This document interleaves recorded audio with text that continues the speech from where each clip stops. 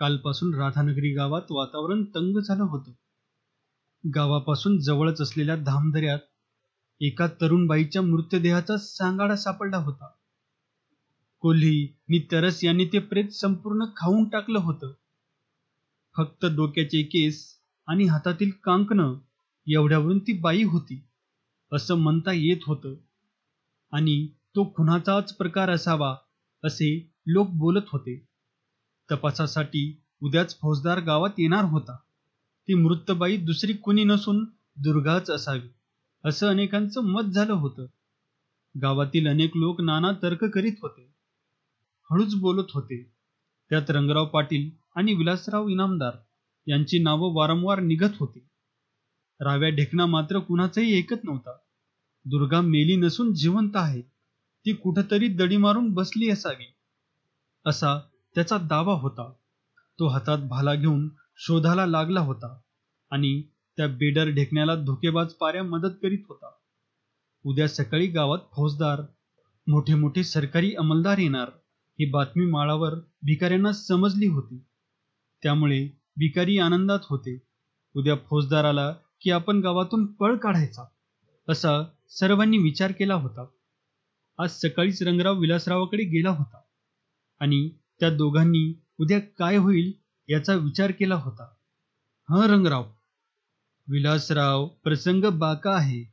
सरकारी लच्चाण गावात येणार तसं टपाल आलं आहे. खरंच सांगायचं म्हणजे मी हबकलो आहे.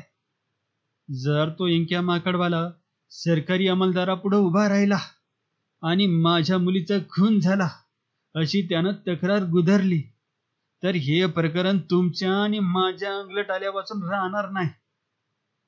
रंगराव, तुमचं म्हणणं संपूर्ण नसलं तरी थोडं खरं आहे.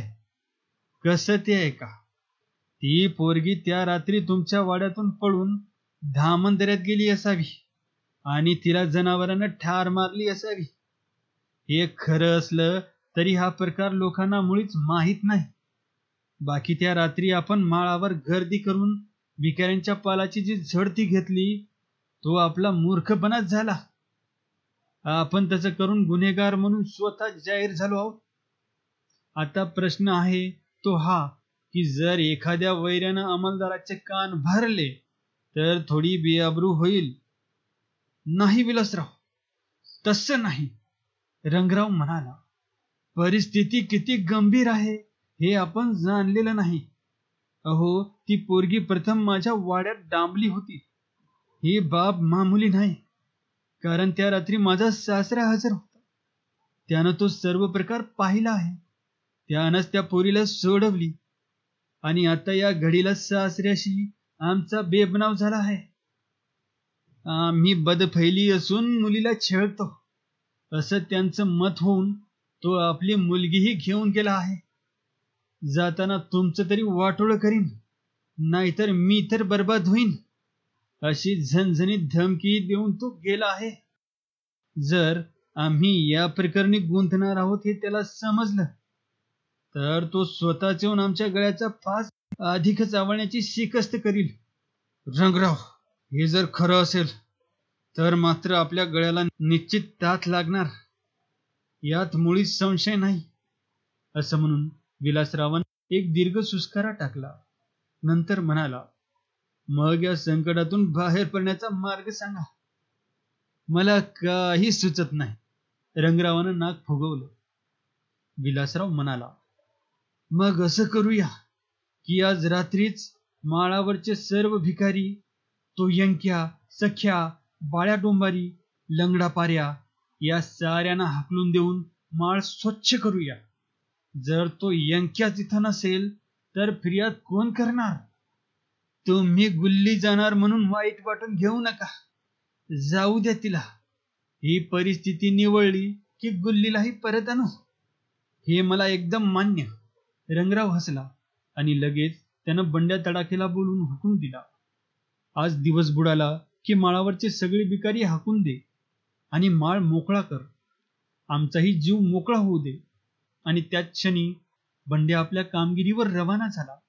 हातात कुऱ्हाड घेऊन तो दिवस माळवण्याची वाट पाहत एका झाडाखाली बसला. सूर्य माळवतीच्या कड्यावर जाऊन थांबला. थंड झालेली पिवळी किरणं सह्याद्रीला कुरवाळू लागली. डोंगरी वारा गिरीकंदरात थैमान घालू लागला. 2 दिवसात गावात घडलेल्या सर्व घडामोडी यंकूने यमूला सांगितल्या होत्या आणि त्या ऐकून यमू रानाकडे निघाला होता. गंग्या माकड गुडघ्यात मान घालून बसला होता. दुर्गा गेल्यापासून तो अन्न खात नव्हता, यंकूचं ऐकत नव्हता आणि खेळतही नव्हता.